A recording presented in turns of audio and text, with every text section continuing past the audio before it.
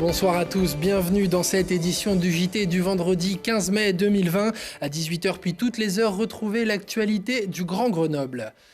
Année compliquée pour de nombreux secteurs, mais surtout pour la culture, notamment sur notre département qui en avait cette année fait sa priorité. Pour en parler, nous sommes en ligne avec Patrick Curteau. Bonsoir. Bonsoir à vous. Vous êtes vice-président du département en charge notamment de la culture. Première question, il y a eu Jazz à Vienne, maintenant le festival Berlioz. Est-ce que c'est un coup dur, toutes ces annulations d'événements ?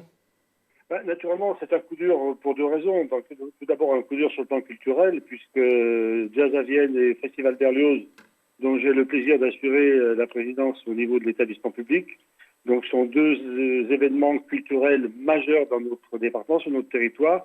Et puis c'est également un coup dur en matière économique, puisque ce sont quand même des emplois, c'est de l'activité économique. Le Festival Berlioz, l'année dernière, c'était 38 000 spectateurs donc sur la quinzaine.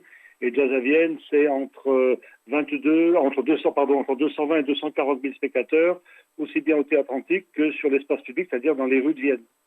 Alors, il y a quand même une éclaircie. À partir de la semaine prochaine, les musées départementaux vont rouvrir. Alors, comment ça s'organise ? Alors, nous avons pris la décision, effectivement, donc d'ouvrir nos musées départementaux. Le président Barbier l'avait annoncé vers la fin quand le déconfinement se pointait à l'horizon. Et en fait, nos 10 musées seront rouverts au public à partir de lundi, à partir du 18. Et naturellement, avec un certain nombre de dispositions qui sont mises en place en matière d'observation des réglementations sanitaires, parce que il fallait justement qu'on puisse redonner aux habitants du département la possibilité de se rendre physiquement dans des lieux d'accueil du public, dans des lieux culturels. Bon, ce lien, on l'a maintenu pendant les 2 mois avec des dispositifs numériques, avec le dispositif La Culture s'invite chez vous. Mais le fait de pouvoir retourner dans des musées, le fait de pouvoir retourner dans les parcs et jardins qui sont attenants à ces musées, c'est naturellement un avantage important pour nos visiteurs. Les visiteurs qui peuvent être des Roms, mais qui peuvent être aussi savoyards ou rhodaniens, puisque les 100 kilomètres à vol d'oiseau seront largement respectés. Alors, quand on parle de musée, Patrick Curteau, forcément, on pense à celui de Champollion, à Vif, qui devait ouvrir ses portes en juillet. La crise sanitaire risque-t-elle d'avoir un impact sur ce musée ? Alors, concernant Champollion, l'ouverture n'était pas prévue en juillet, que les choses soient... La fin des travaux, autant pour moi. On en était loin, puisqu'il a fallu... on a eu des contraintes archéologiques, des contraintes monuments historiques. Donc là, on tablait plutôt sur, on va dire, le dernier trimestre de l'année. Mais là, pour le coup, avec ce qui s'est passé, les travaux ont été interrompus. Donc, ils recommencent à la marge parce qu'on a, comme je vous le disais, des implications en matière de monuments historiques. Et il faut qu'on ait des autorisations spécifiques de la direction régionale des affaires culturelles. Mais quoi qu'il en soit, on espère bien... Alors, soit l'ouvrir, ce musée Champollion, qui sera le 11e musée départemental, on espère bien l'ouvrir d'ici la fin de cette année, ou au plus tard au premier trimestre de l'année 2021. Mais pour l'instant, on ne tire aucun plan sur la comète, il vaut mieux, parce que on avait des prévisions, et puis finalement, la crise sanitaire, ce cher Corona s'est invité, et malheureusement, nous oblige à reporter un certain nombre de choses. C'est sûr. Autre volet que nous voulions évoquer avec vous, on peut dire que le confinement a quand même permis à beaucoup, depuis chez eux, de faire preuve d'imagination. Je crois que vous avez proposé aux Isérois de contribuer à un journal des confinés pour les archives départementales, c'est bien ça ? Exactement. Alors, ce que je vous disais au début de mon propos, on a mis en place un certain nombre d'outils numériques dans tous les domaines, les musées, la lecture publique, et avec les archives départementales qui, elles, pour le coup, on est pas certains à 100%, mais presque certains qu'elles vont ouvrir avant la fin de l'année 2020. Donc, les archives départementales ont lancé un appel, en quelque sorte, à la population iséroise pour voir et savoir comment les uns et les autres les habitants de nos départements ont vécu cette période de confinement. Et ça permettra d'inclure ça à terme dans des archives, alors soit des archives numériques, des archives sonores, des archives écrites, qui viendront rejoindre le futur bâtiment qui est en fin de construction sur notre site de Saint-Martin-d'Air.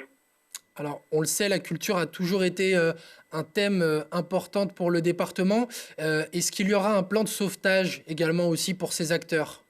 Alors, la culture, c'est un thème important, notamment depuis notre élection en 2015 avec Jean-Pierre Barbier, qui en a fait l'un des piliers de la politique départementale. Et naturellement, nous menons à bien un certain nombre d'actions dans le domaine de la culture. Et alors, plan de soutien, c'est pas exactement ça, mais par contre, nous avons décidé de maintenir tous les soutiens, toutes les subventions qui étaient prévues donc, pour les acteurs culturels du département, que ce soit les acteurs publics, les acteurs privés, les associations, les compagnies en résidence, les lieux de diffusion, naturellement. Et toutes les subventions qui ont été notamment votées donc, dans les commissions permanentes jusqu'à la dernière qui a eu lieu il y a une dizaine de jours, ces subventions seront versées. Et même si des structures ont été obligées d'annuler des événements à cause justement de la situation sanitaire, les subventions seront garanties justement en fonction donc des frais qui ont été engagés, donc de tout ce qui a été prévu par ces structures, donc en matière d'organisation. On va citer deux exemples. Donc vous parliez de Jazz à Vienne tout à l'heure. Jazz à Vienne donc aura un soutien qui sera maintenu par le département, au même titre que la région et naturellement au même titre que l'agglomération de Vienne. Alors peut-être pas exactement au même montant que ce qui était prévu, mais pour éviter que toutes ces structures culturelles subissent le contre-coup de la crise et éventuellement disparaissent, parce que c'est le risque qui pourrait avoir lieu pour certaines d'entre elles. Et naturellement, donc, on fera tout pour éviter que ces structures disparaissent et naturellement pour qu'elles puissent repartir donc sur une nouvelle base pour l'année 2021. Très bien, merci beaucoup d'avoir répondu à nos questions et d'avoir été avec nous, Patrick Curteau. Excellente soirée à vous. Merci à vous, bonne soirée, au revoir. Au revoir.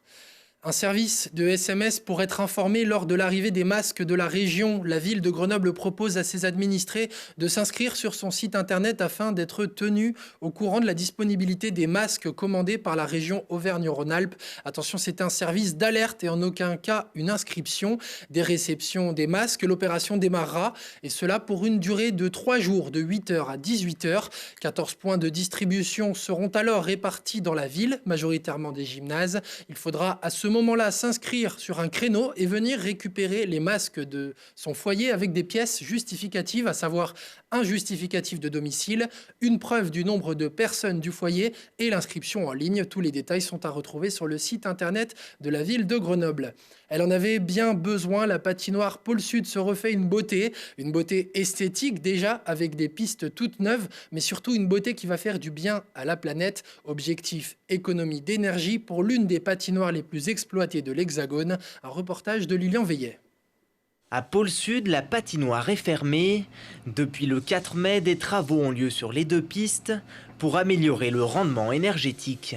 La patinoire a 20 ans, aura 20 ans l'année prochaine et les installations sont là depuis le début ou presque pour tout. Et on est arrivé, nous, à la fin d'une histoire, je pense, et avec des problématiques techniques à résoudre tous les jours qui devenaient de plus en plus complexes. On remplace donc l'ensemble des installations de production de froid pour optimiser la récupération d'énergie. On espère améliorer de 35% la consommation d'énergie brute, donc de facture électrique, et on espère valoriser au moins 50% sur l'année des énergies normalement rejetées à l'extérieur. Donc on va réutiliser toute la chaleur issue de la production de froid dans le bâtiment. En période hivernale, on devrait récupérer 100% de la chaleur. Il a fallu déglacer l'ensemble de l'établissement et même démolir la petite piste pour la reconstruire à neuf. Et pour ces travaux d'envergure, la fenêtre de tir est plutôt courte. 4 à 5 mois entre la fin des événements sportifs et la réouverture de la saison. On a un chantier qui pourrait s'étaler pendant 1 an, mais on le compacte sur cette période-là pour pouvoir justement garder un timing, parce que c'est une patinoire qui est extrêmement utilisée. On est très attendu par les clubs et notamment par les brûleurs de loups qui ont besoin d'une patinoire d'entraînement. En plus des brûleurs, 3 autres clubs utilisent la patinoire au quotidien, soit près de 2000 athlètes chaque semaine. Compliqué donc d'entreprendre un chantier de cette ampleur d'ordinaire. Notre chance, c'est la situation sanitaire qui fait que ça nous permet peut-être de pouvoir rendre en tout cas et d'espérer rendre l'équipement comme il se doit aux athlètes dans les temps. Et la pression, on dira qu'elle est un peu moindre peut-être de la part des clubs parce qu'on ne sait pas aujourd'hui quand est-ce qu'ils vont reprendre une activité sportive. Les travaux de la grande piste devraient se terminer début septembre pour la reprise des entraînements. Pour la petite patinoire en revanche, il faudra attendre le mois de décembre pour rechausser les patins. Un chantier titanesque qui représente un coût total d'investissement de 4 millions d'euros.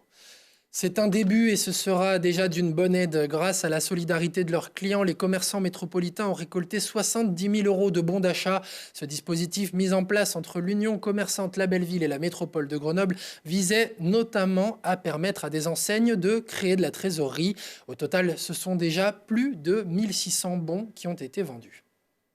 Et puis à quelques heures du premier week-end de post-confinement, beaucoup d'entre vous trépignent certainement d'impatience de faire du sport. Et on vous comprend, seulement voilà, pas tout, et dans des conditions bien particulières. Le préfet de l'Isère, Lionel Beffre, nous donne les détails. Le gouvernement a largement libéralisé la possibilité de pratiquer des sports. Simplement, il y a quelques sports qui aujourd'hui sont encore interdits. Les sports collectifs, les sports de combat, les sports en espace couvert, on peut prendre par exemple celui des piscines.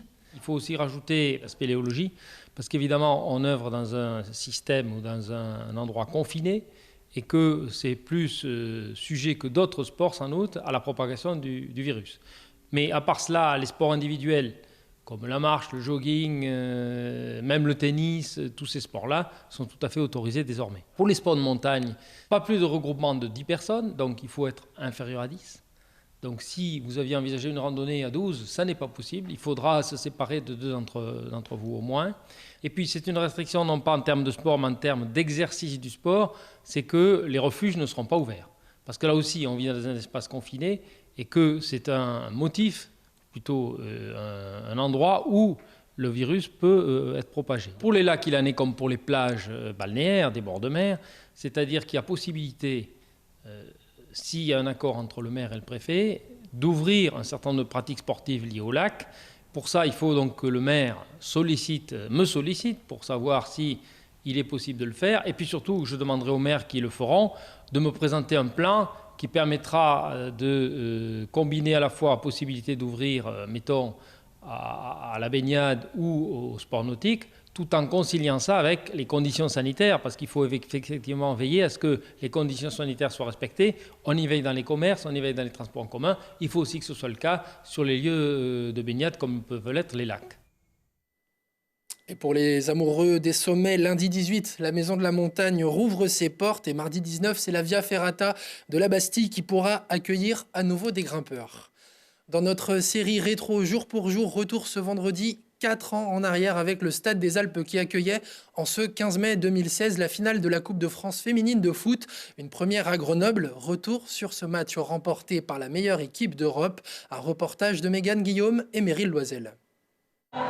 Impressionnante, déjà championne de France pour la 10e fois consécutive, les joueuses de Lyon décrochent un second trophée cette saison, la Coupe de France. Pourtant, les Montpelliéraines sont restées tenaces. Ce sont elles qui ouvrent le score dès la 2e minute grâce à Andressa Alves. Les Lyonnaises ne se laissent pas abattre, la défenseur Gridge Mbok égalise dans la foulée. On a déjà bien réagi après avoir pris le premier but, donc c'est une force morale de Lyon. Ensuite, progressivement, on a pris l'ascendant sur le match avec une équipe de Montpellier qui aussi défend parfaitement bien, en tout cas très très bien, il l'a encore démontré aujourd'hui. Lyon domine la majeure partie du match, mais il faudra attendre les 5 dernières minutes pour voir Louisa Nessib débloquer la situation d'une superbe demi-volée. Déçu, l'entraîneur de Montpellier reconnaît tout de même le talent des Lyonnaises. Sur un coup de génie, comme vous l'avez dit, elle a mis un but de 20 mètres en pleine lucarne, sur l'Endurance elle n'a pu rien faire, donc assez déçu, mais en même temps fier de mes filles qui ont contrarié, je crois, peut-être l'une des meilleures équipes en Europe. L'OL peut enfin exulter, cette victoire leur permet de préparer plus sereinement l'échéance européenne à venir. Sur le plan psychologique, ça peut que nous faire du bien, parce qu'une défaite aujourd'hui aura un petit peu plombé l'ambiance et je pense que là psychologiquement on est bien et on va continuer sur notre lancée et on espère aller gagner je dirais ce titre le 26 mai. Un titre en Ligue des Champions qui permettrait à Lyon de réaliser un joli triplé comme en 2012. Effectivement, quelques jours après cette finale à Grenoble, les Lyonnaises remporteront une autre finale, celle de la Ligue des Champions, la 3e de leur histoire. Elles en ont depuis gagné 3 autres. C'est la fin de ce journal, merci de nous avoir suivis. On se quitte ce soir avec un bout du nouveau clip du groupe Cheyenne. Pour l'information, Télé Grenoble vous donne rendez-vous lundi. En attendant, portez-vous bien et bon week-end.